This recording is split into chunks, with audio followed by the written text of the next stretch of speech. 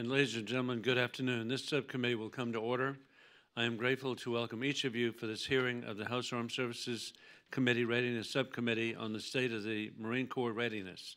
Today, the subcommittee will hear from Marine Corps senior leaders regarding the Marine Corps fiscal year 2019 budget request and current state of Marine Corps readiness. Specifically, we want to explore the shortfalls, gaps, and critical challenges facing the Marine Corps' readiness recovery plan and recognize the progress achieved thus far. And we want to gain a keen understanding of how the FY19 budget request enables critical warfighting capabilities and life cycle sustainment. Ultimately, how does this budget request support the Marine Corps mission and those men and women who wear the uniform and are in harm's way? Overall, the FY 2019 budget and overseas contingency operations budget requests for operation and maintenance include $8.2 billion for the Marine Corps active and reserve components. However, this is approximately $216 million below the amount authorized in FY 2018 NDAA. While we recognize these amounts do not include Marine Aviation, which is included in the Navy's budget request, Marine Aviation is also roughly flat line for FY 2019. This is somewhat troubling considering the fact that we here at Readiness is the Commandant's priority and know the Marine Corps is struggling to improve aviation readiness, train toward full spectrum capabilities, and increase capacity necessary to defeat the threats identified in the National Defense Strategy. 13 months ago, General Glenn Walters, Assistant Commandant of the Marine Corps, testified as follows, quote, "Current readiness shortfalls require additional operation and maintenance resources, and we've exhausted our internal options. Additional resources would facilitate exercises and training and correct repair parts shortfalls, while specifically addressing aviation-specific operations and maintenance funding," end of quote. Is there still work to be done? We want to assist with your continued readiness recovery in areas such as amphibious operations, the aviation element, and the ground combat element in order to ensure you remain the nation's expeditionary force in readiness. What are the impacts of your service budget decisions on training, modernization, operations, and maintenance? It is our responsibility as members of this subcommittee to understand the readiness situation and how the budget request assists the Marine Corps in correcting deficiencies and restoring the capabilities this nation needs. I look forward to hearing your thoughts and talking about concrete ways in which the committee can help. President Ronald Reagan frequently used the phrase, peace through strength. I agree with President Reagan, and I believe we must maintain a high state of readiness across our armed services in order to achieve that goal. Recognizing that your service routinely has 30,000 plus Marines deployed in 60 or more countries, it is imperative that Marines remain ready to deter and defeat the full spectrum of non-state and state threats as described in the recently released National Defense Strategy. Needless to say, we have a lot of ground to cover, and I look forward to hearing from our witnesses today on the varying aspects of Marine Corps readiness. Before I introduce the witnesses, I am very grateful to turn to Ranking Member Madeline Badillo, the distinguished lady from Guam, for opening comments she would like to make. Thank you very much, Mr. Chairman, and thank you to our witnesses for being here today. Gentlemen, the U.S. Marine Corps holds a special place in my heart and the hearts of the people of Guam. This year, we will be celebrating the 74th anniversary of our island's liberation from the Japanese during World War II by the Marines. The sacrifices of 1,190 young men lost during the battle are not lost on us.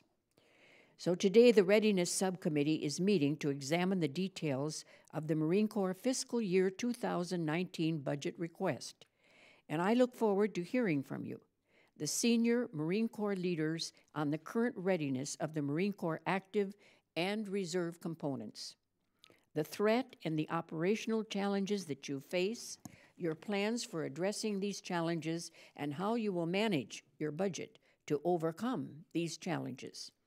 Specifically, I hope to better understand how the fiscal year 2019 budget request will improve the readiness of the Marine Corps. As we begin to review the budget request, I am concerned about whether this budget appropriately balances near-term readiness recovery through the operation and maintenance accounts with long-term readiness through procurement and modernization. In terms of operations and maintenance spending, the fiscal year 2019 request is $214 million below the fiscal year 2018 NDAA levels, and seeks only 80% of the depot maintenance requirement and resources, and only 95% of the aviation spare parts requirement.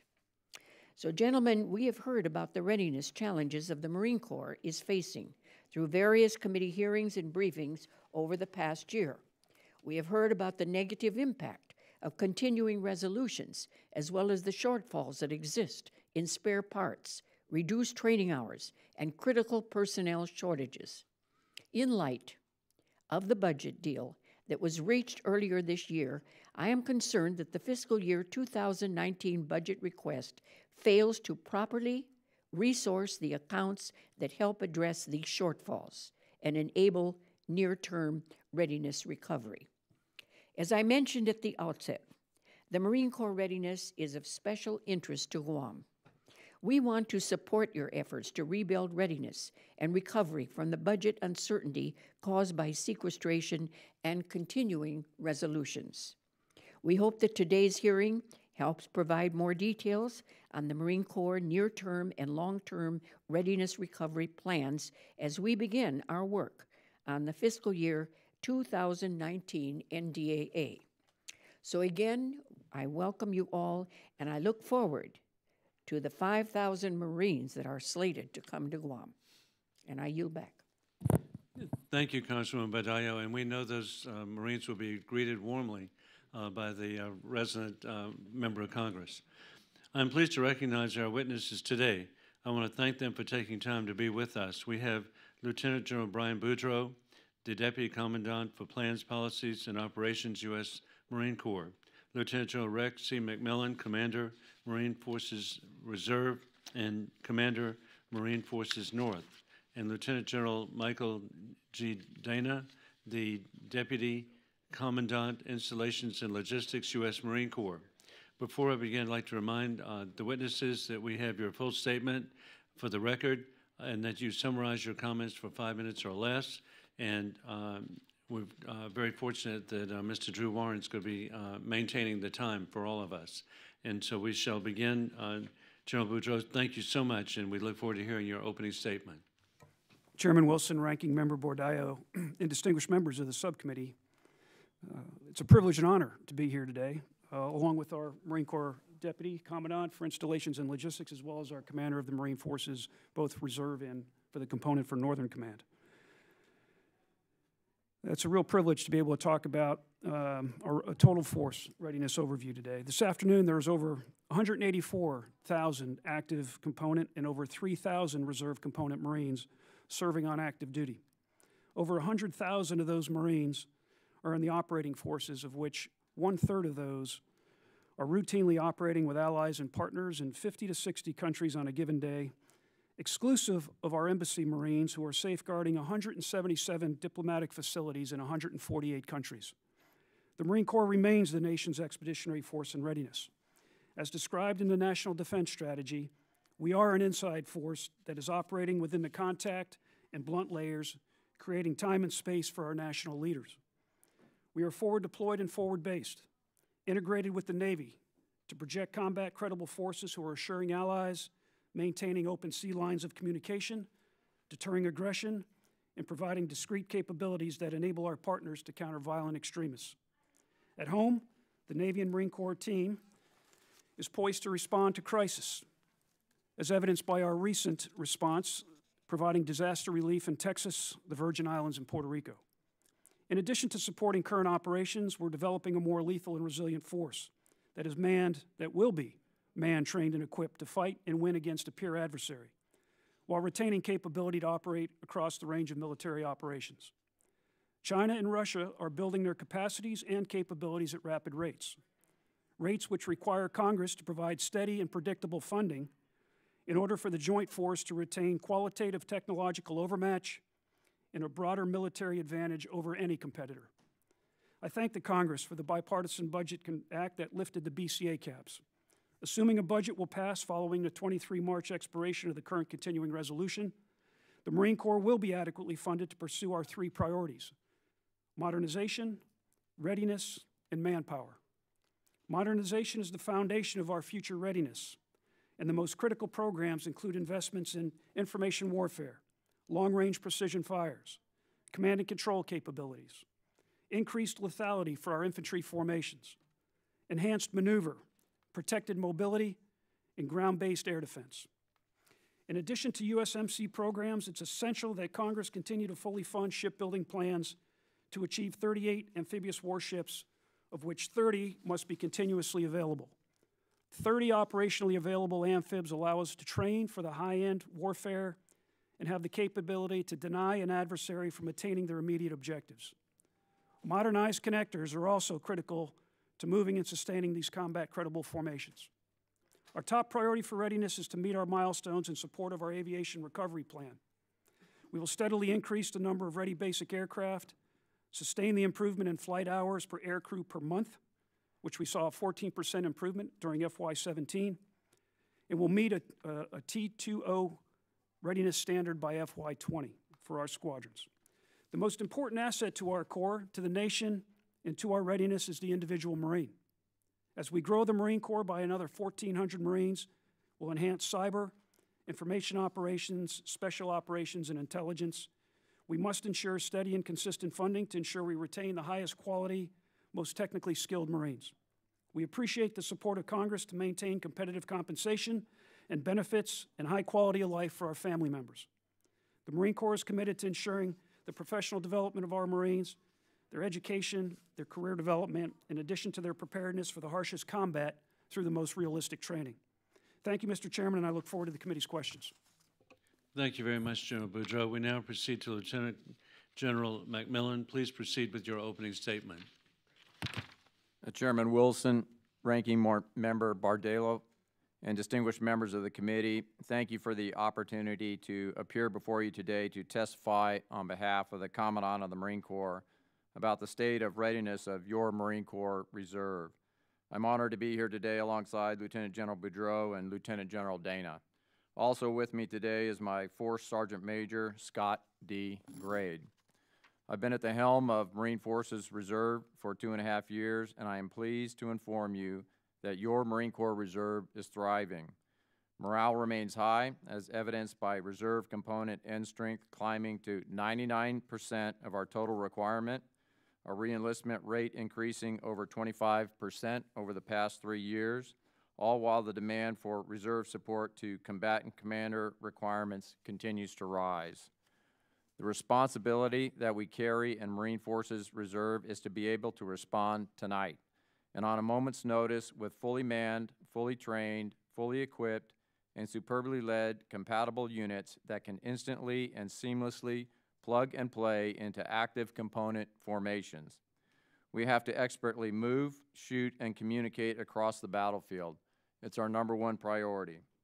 The critical capabilities provided by Marine Forces Reserve to the total force increases the lethality of the Corps and contributes to the competitive advantage maintained over our adversaries. Today, your Marine Forces Reserve continues to augment and reinforce the active component as America's force in readiness by being forward deployed and forward engaged while maintaining forces to support major contingency operations. At any given time, Marine Forces Reserve stands ready to provide a brigade-size element of Reserve Marines and sailors fully trained for combat operations to support the active component in order to form a total force fight-tonight capability based on established timelines in support of a crisis or contingency response. The remainder of our force remains poised to augment and reinforce given appropriate amounts of pre-deployment training based on their wartime mission assignments. I would like to leave this distinguished body with 2 thoughts on how continued support from Congress can result in a more lethal reserve force, capable of seamlessly integrating into the total force, postured to prevent conflict, yet ready to prevail in the next fight. Number one, Reserve Marines have 38 training days per year. And every scheduled event, from a rifle range to an administrative inspection to vehicle maintenance to a medical dental stand-down, is preparation for combat. Missed training opportunities are often unrecoverable in terms of personnel, material, and training readiness, while morale and retention of the force, along with our gracious families and supporting employers, suffers. During the shutdown on January 20th, 2 of 3 training days were lost. Some units had multi-day or week-long exercises which were canceled or cut short. Ultimately, almost 8,000 personnel across 62 units had their drill weekend canceled or reduced, resulting in lost training opportunities. I cannot afford to lose 1 day, 1 hour, or 1 minute of training for our nation's most precious assets, our young volunteer men and women who make up your Marine Corps Reserve. Therefore, I cannot overemphasize how a lapse of appropriations negatively impacts readiness across the Reserve Force, and I ask for your support through timely authorization and appropriations, which will further strengthen our readiness and ensure we remain ready to fight and win when called upon to do so. And number two, the Marine Corps Reserve benefits from the annual National Guard and Reserve equipment appropriation. However, an increase from 1% of this $750 million appropriation would further assist us in the procurement of critical shortfall items and modernization of equipment and systems as defined by law. I appreciate the opportunity to be here today and look forward to your questions. Thank you very much, General McMillian. We now proceed to Lieutenant General Dana, and we welcome your remarks. Sir, ma'am, members, I'm going to talk to you verbally with my opening comments. I want you to know that I'm neighbors with the Commandant. He owns 2 old cars. He's got a 1985 Ford Mustang 5-liter, 87 Chevy Camaro, and he's a really good mechanic, and he's laser focused on logistics. The reason I bring that up is when the Commandant travels around the Marine Corps, he's a put the green coveralls on, get underneath the vehicle, check the vehicle kind of leader. So what that means is his neighbor is it's uncomfortable for me because he knows a lot about logistics, and he is laser focused on it. So what we have done in the logistics field is also, my Commandant's very interested in innovation, so we're talking about logistics innovation. And when I've had these discussions with the Commandant, what he's talked about is if you look at logistics readiness, it's people, processes, and resources. We've got really good people, thanks to you. We've got the resources, thanks to you. But the processes, there's always room for improvement. So in terms of process improvement, what we did the other day is we culminated a 9-month planning event where we brought together 99 Marines, 20 and 25 civilian Marines, 25 professors, academics, and students from University of California, San Diego, and we had a hybrid logistics symposium. And what hybrid logistics is looking at the future battlefield, not wishing away logistics requirements, because we have a lot of big, heavy stuff. Tanks, artillery, AAVs, LAVs need a lot of maintenance. But then we're looking at future capabilities on the battlefield. Unmanned platforms, additive manufacturing, sense and respond logistics, and merging the two. So when we brought these Marines together, and I want to emphasize these were young Marines. These were second lieutenants, captains, and majors, corporals, sergeants, staff sergeants, who had looked at this problem in lift and distribution, supply and maintenance, and at a separate venue, medical, for over 9 months. And these young men and women from every walk of life had the opportunity to sit with the Commandant last Thursday for 5 hours. And they asked hard questions, and he asked hard questions. And what we're able to do with that event is look at readiness in the future and how we can make it better through process improvement, either through equipment, ground equipment management, through equipment life cycle programs that we're putting into place. All these things were discussed. So the bottom line to this for the committee is we've got really good people looking at that future threat environment through a logistics lens, making sure we're ready for the future. I look forward to your questions. And thank you very much, General Dana. And beginning right now, we're going to be strictly on 5 minutes. Beginning with me, Drew. And so even as we begin, I want to thank you for your service. And as I indicated earlier, I'm so grateful for my family having a Marine heritage with my late father-in-law receiving the Navy Cross at Okinawa. But I'm really grateful that my second son is an orthopedic surgeon at Beaufort Naval Hospital. And so his, obviously, 98% of his clientele and patients are from Parris Island and Marine Corps Air Station. And so I'm just really humbled to be in your presence. And this is a question for either Lieutenant Beaudreault or Lieutenant General Dana. A primary concern has been and will continue to be the sustainment of the U.S. industrial base. It's for this reason that I've been particularly concerned about the Marine Corps announcement in August, on August 11, 2017, to order a sole source contract up to 50,814 M27 infantry automatic rifles from Heckler and Koch, a German company. Do you believe that it's the best option to not compete a contract that could be as many as 50,814 rifles? Do you believe the U.S. Defense Industrial Base could support such a request? And then finally, do you believe that issuing a sole source contract for such a large number of rifles from an internationally based company poses any logistical readiness challenge in meeting the demand for not only rifles, but supplementary parts? Mr. Chairman, thank you for the question. Relative to the M27 rifle in question, we currently have fielded 6,500 of those weapons. That weapon was fielded in 2008 through an open competition before the contract was awarded. Our plan is to outfit our infantry Marines with that M27, and the quantity is on our request for proposal that went to industry was for 15,000 additional versus the 50,000 as stated. It would cost probably 5.8 to, perhaps I've seen a figure as high as 24 million to go through a recompetition for that weapon. It's not, there's no additional requirements. It's to purchase as is. And it's simply an increase in quantity of a weapon. And we also have a GAO report. GAO has looked at the data, looked at the request, and found everything to be within the legal parameters to pursue the sole source contract, of which at this time we're in the last stages of setting a price with the vendor. Do I think the industrial base could support those types of quantities? Absolutely. But what we would experience by reopening a competition would be that perhaps not being able to recover the additional money that would go into that competitive, that shoot-off for that rifle over the course, and probably a 2-year delay in fielding that weapon to the rest of the infantry, which is common to the rest of the force now that we hope to achieve. So, so I'm going to let General Dana provide any follow-on. So not addressing your specific question, but you did talk about the industrial base. Just one thing I would like to bring to the committee's attention is you look at our weapon systems, our heavy junk, AAVs. I was 9 years old when that platform was introduced. LAVs, I was a freshman in college. And so we have these capabilities that are getting old, and the industrial base's ability to provide parts, because you can give us money, and we appreciate that money. We always do. But to get the parts, it's a long lead time.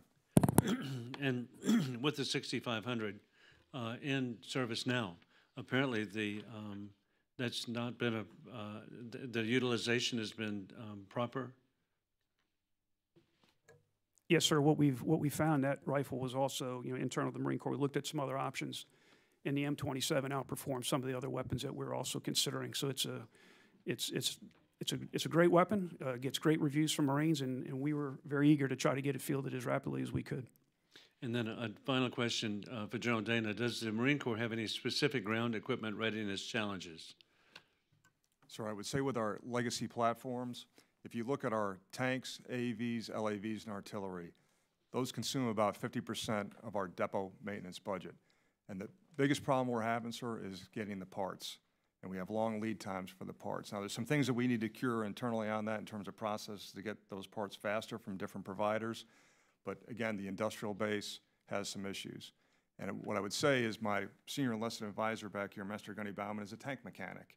And one workaround that we have, and I talked about additive manufacturing, is we're actually starting to produce some parts, and we got to work through the legal piece and with the providers. But we brought, just real quick, because we always have training aids for the Marine Corps, we have this is a tank impeller. And just real quick, Staff Sergeant, West Coast, young lady, was really upset that she couldn't get the tanks fixed. So what does she do? She goes to, takes like a coding class, learns how to design this on a polymer plastic printer. Then she brings it out to a place out in town that produces AM 3D printing metal, prints this part, installs the part at a significant cost saving. So we really believe this is the future. Well, hey, congratulations on that, and we do count on the enterprising nature of Marines to be that creative, and with barcode too, that parts should be delivered instantly. So thank you very much, and Congressman Beaudreault. Thank you, Mr. Chairman. General Dana, as I said in my opening statement, depot maintenance funding appears to be relatively flat between the 2018 NDAA and the 2019 request. According to budget briefings the committee has received, the 2019 request only supports 80% of the depot maintenance requirement. The Marine Corps has consistently identified personnel and spare parts as primary limiting factors to increase depot and maintenance throughout, which in turn has affected operational availability ratings. So with that in mind, how will the 19 budget request support increased depot and maintenance throughout in order to increase operational availability rates and readiness levels? Yes, ma'am. Our ask, our bottom line ask would be to have $320 million per year for the depot. What does that provide us? It allows us to maintain a 2,080 person workforce, which is about 1,300 civilian Marines, and the rest are contracted, but that allows us to keep that workforce. And it also allows us to keep the readiness rates at about, right now we're high 80s, low 90s in terms of readiness, but more money does equate to more readiness. It does in the long run. But what we owe you, ma'am, just real quick, is we're very, very focused on ensuring that we get the right equipment into the depot. So what we're doing is a program called conditions-based maintenance, because in the past you just put gear through cyclically based on several factors, but it wasn't always the condition, believe it or not. Now we're going to the condition of the vehicle to feed that depot cycle. All right, I have a question now for General Beaudreault, is that right? Beaudreault? Despite the relatively little change in the Marine Corps O&M request, the budget request does place an emphasis on procurement and modernization accounts. Now, can you please explain how the Marine Corps is balancing the service's near-term readiness needs with when only you're buying new equipment and weapon systems? How will this budget request move the needle on the Marine Corps near-term readiness levels? I think it's twofold, ma'am. I think there's, under some of the near-term, it's survivability upgrade programs, it's enhancements to current legacy systems that simply have to be replaced as we bridge to technology that's being pursued for the future. Even the equipment we have today may not be completely relevant 20 years from now, so we're very keenly aware of that. So the money that's in the RDT and in our research development processes are looking at future vehicles such as the future amphibious reconnaissance vehicle. What capabilities does that need to bring? In the meantime, we have to ensure the survivability of the current equipment, so we're going through some upgrades and modernization. There's some near-term requirements for command and control, information warfare, things that are not only relevant for the future, but they're relevant today. So in some cases, the future is now. So we think we have it about right in terms of the additional people. I've mentioned the 1,400 of where they're going, 400 to Special Operations Unit. The other 1,000 is not to really grow the Marine Corps, it's to round out some capability. Information warfare, intelligence, UAS operators, military information support operations companies, things that we don't have today, but we will build here over the next few years. Longer term, it really is the number one readiness driver. Long term is to fulfill our aviation procurement plan. It's to keep sustainable funding to keep the F-35 program on track. It's to get the 53 Kilo on pace to make sure that we can reach FY19 initial operating capability. as we want to field that aircraft. So if we can replace our legacy airframes with modern airplanes, that's going to be a huge boost to us. As General Dana mentioned, the readiness of the ground community is actually quite good. We have a 2/3 being ready by FY22. The ground community is moving quite well in that regard and meeting the objective readiness rates we'd like to see. The aviation community, we're still moving forward on. So I think that's where that money's going to go. Modernization for airframes, new procurement and some ground equipment, particularly to make our infantry formations more lethal, long-range precision fires, rocket artillery, Group 5 UAS that can perform intelligence, surveillance, reconnaissance, as well as strike. So that's now. That's with a sense of urgency to field that kind of capability today. All right. Thank you, General. I do have, are we having a second round, Mr. Chairman? Yes. All right, I just have one more question. Thank you, and I yield back. Thank you, Congresswoman Bardaya. We now proceed to Congressman Austin Scott of Georgia. Thank you, Mr. Chairman. Gentlemen, thank you for being here. I want to share my concerns as well to what Chairman Wilson mentioned at the start of, which is the sole sourcing of the contract and a rifle that certainly the U.S. industrial base has the capability to manufacture. There are a tremendous number of U.S. manufacturers that make just as good a rifle as H&K, which H&K is also a good company. And I know that the U.S. industrial base could use the business. They've been hurt by the sequester just as you've been hurt by the sequester. In general, one of the things that might help us is you said that it would cost between $5.8 and $24 million simply to, and 2 years, to simply rebid that procurement. Why? I think we would basically be starting over. And I'm only using the data that's provided to me by Marine Corps Systems Command, who oversees the procurement of new capability.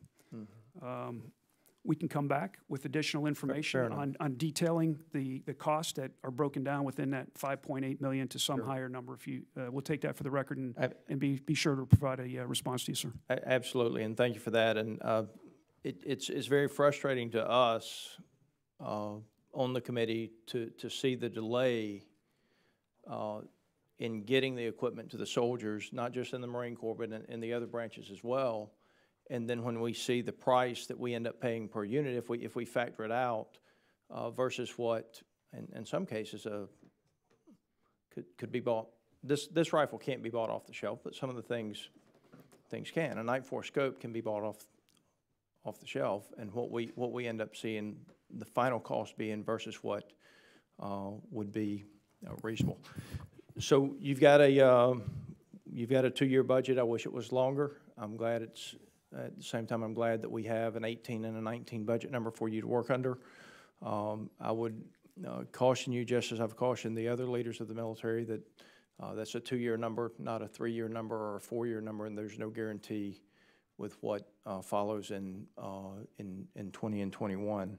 So getting the procurements done as soon as possible and as efficiently as possible, I think, is certainly in everybody's best interest.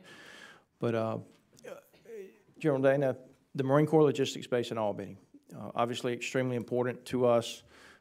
You've got 2 depots in the country. Could you speak through the importance of maintaining a depot on the East Coast and the West Coast from an operational standpoint of the Corps and our country? Yes, sir. Both those depots give us great flexibility and depth in terms of being able to fix and repair equipment. I think the example would be, and sir, we really appreciate the help with the money, the $88 million for LOGCOM, for the rebuild after the LOGCOM was hit by the tornado. So that showed that once we had a little bit of degraded capability in Albany, we were able to push some of that work out to the West Coast and do it at Barstow. That's an example where you need that resiliency, and that work can't be done elsewhere. Also appreciate that about $160 million that's in the future for the equipment that was damaged during the tornado.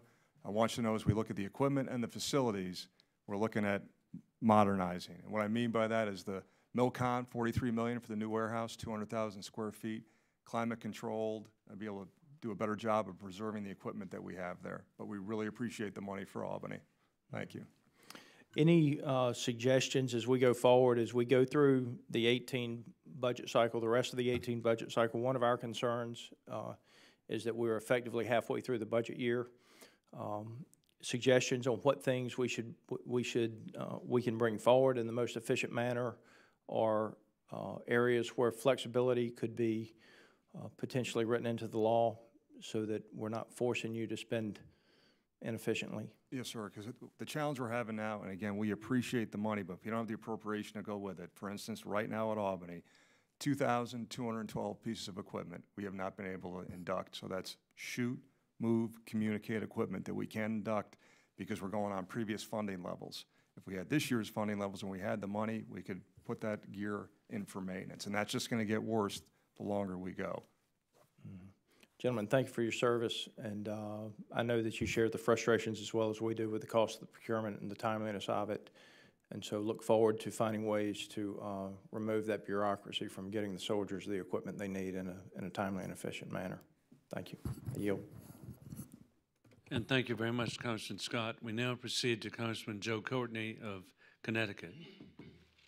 Thank you, Mr. Chairman, and thank you to the witnesses. General Beaudreault, you mentioned the F-35's program, which I guess yesterday was a bit of a milestone day where there was delivery of some F-35Bs to a Marine Expeditionary Unit on the WASP, which obviously was welcome news for the folks out there. Yes, sir. The 31st MU out there in the Western Pacific is the first Marine Expeditionary Unit to actually go on what we're calling their spring patrol with the newest capability. Soon to be followed by the 13th MU out into also out through the Western Pacific into the Central Command region. Great. So you know, we've obviously been watching some of the issues that the GAO raised about you know, whether or not the F-35 supply system and part system and maintenance system is really going to hopefully keep these planes in the air. And you know, I'm just sort of wondering, you know, now that you are a proud owner of some of those platforms, you know, whether or not that's something that you know, the Marines are focused on in terms of again, not making sure that this isn't going to be sort of a bust or a disappointment.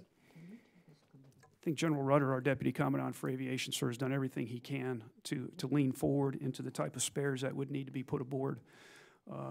In our folks from a C4I, Marines that are working in our C4I department, looking at the connectivity of that airframe into the ship to forces ashore and how it fits into a networked fire control architecture that the Navy may have.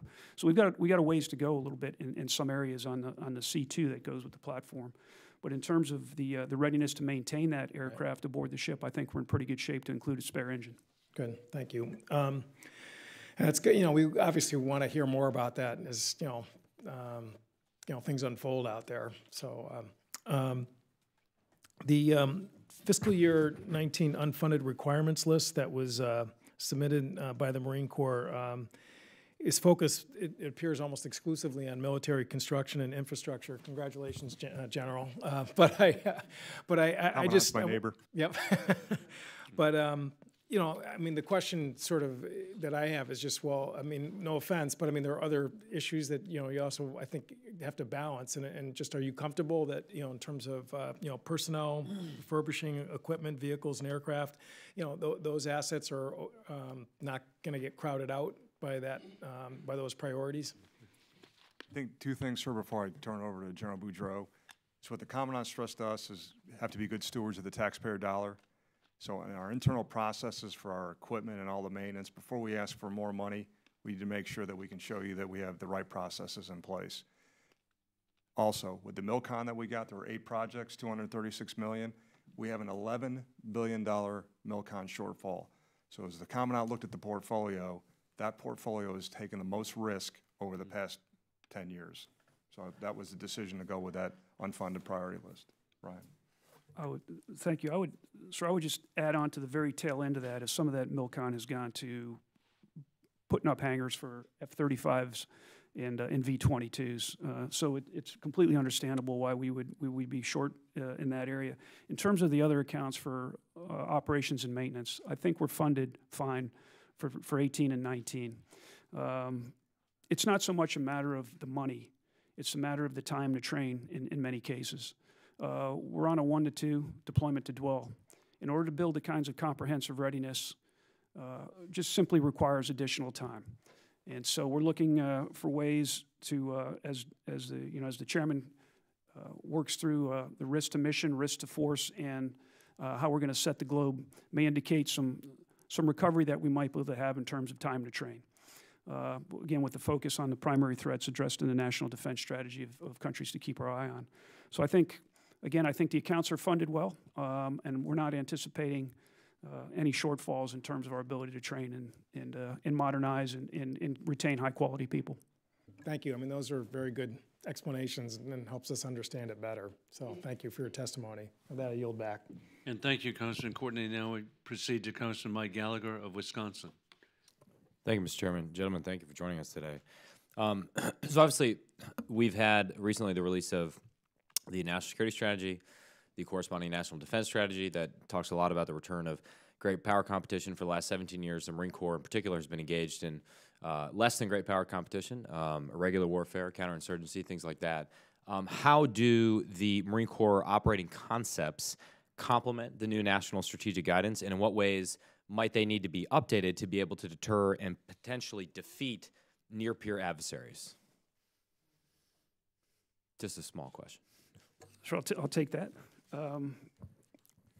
I think by nature of having the Marine Corps as your expeditionary force in readiness, we are going to be forward deployed. We are already operating inside the adversaries, potential adversaries, A2, AD, anti-access area denial windows. We will buy time and space for national decision makers to determine, some of what the outcomes may be. But we will be forward to blunt, to make sure the adversaries did not attain their immediate objectives. We're working very hard with the Navy. So if we just take the Pacific, for instance, we're working very closely with PAC Fleet, with Marine Forces Pacific, with PACOM, in terms of bringing the kind of capability in the information domain where we're going to need to have supremacy, which is going to enable and underpin everything else we're trying to do in that theater. A lot of initiatives going on at very highly classified levels, down to just working blue-green interoperability.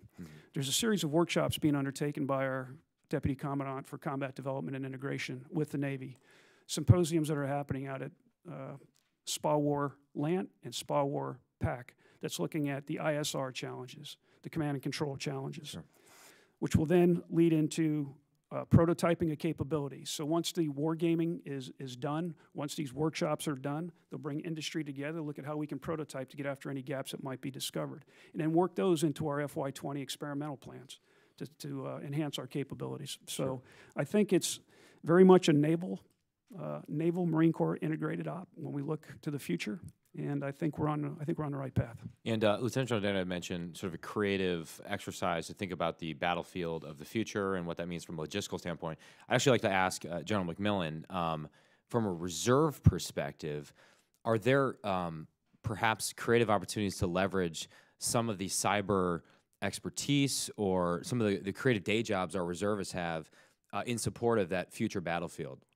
Yes, sir, and thank you for the question. We have found out, canvassing reserves out across the country, that there's a vast amount of interest in operating in the cyber domain. Reserves that have done their time in the Marine Corps in a particular MOS, got out, went to school, went into that IT high-tech world, and are now working in industry, are very interested in coming back and joining a cyber unit, as long as, and here's the caveat, that it's attached to an operational unit. They're not so interested in sitting in a command and control center, at the hub of government and watching threats come in. They want to be out on the pointy end of the spear, so to speak. So with that, we are standing up, in the process of standing up a cyber defense company on the East Coast, made up of entirely of reserves. We will go into IOC later on in the fall of this year, and we're also planning on standing up a cyber defense company on the West Coast, same thing. But all of those Marines are out in the civilian world, working in the civilian sector, and we hope to leverage their civilian skill sets. That's great. Well, I have one more question, but it'll probably go over, so I will reserve for the second round. But appreciate it. Thank you, gentlemen, for what you do. And some days I miss the Marine Corps. I don't miss the haircut, though. So Thank you, Congressman.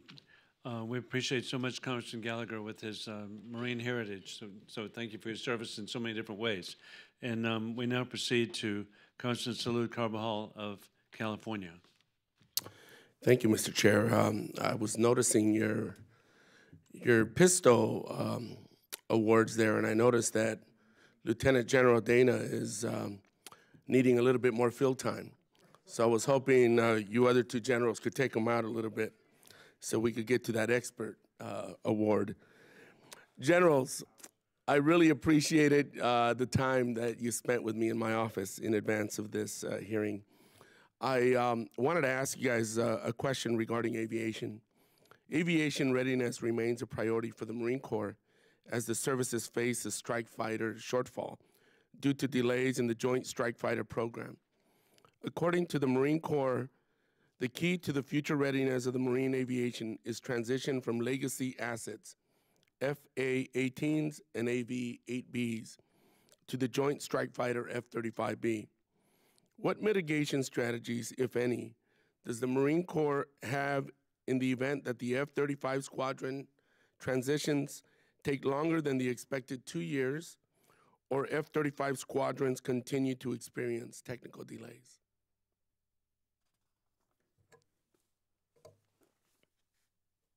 Well, sir, number one, we need to increase the depot level throughput of where the F-18s are currently. And I think there's also an effort to go out and, as the Navy buys F-35C, to take additional Navy assets. We're looking actually around the globe of low-hour F-18s that may have to be brought into the inventory if we found ourselves in that situation. And there are some other countries who are modernizing their aviation elements as well, which may provide opportunity if we had to do that. So we have eyes wide open in that eventuality, and it would basically be out acquiring other low-hour aircraft. Anyone else? Is that? Sir, let me just weigh in on that for 1 minute.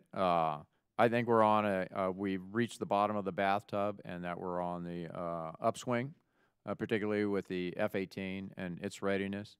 If you were to ask me a year ago, in my reserve world, I have one F-18 squadron in Dallas-Fort Worth. I'd have told you we had 3 up airplanes that were ready to deploy. All of that was due to readiness and slowness that was coming out of aircraft coming out of the depot.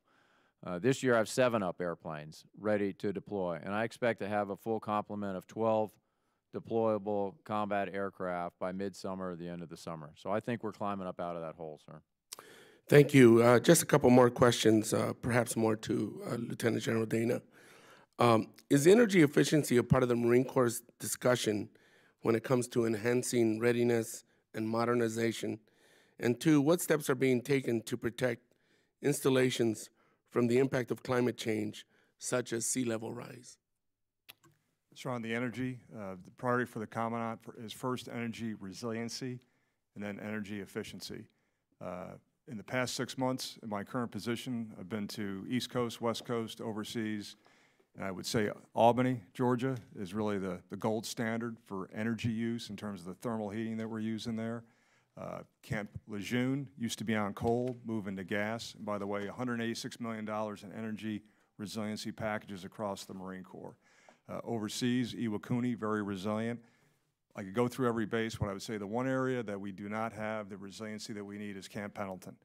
And you talked about global warming. If you look at the heat in Southern California, when I was there as lieutenant, you didn't need AC. Now, if you go to Stewart Mesa Housing at Camp Pendleton, the families need AC.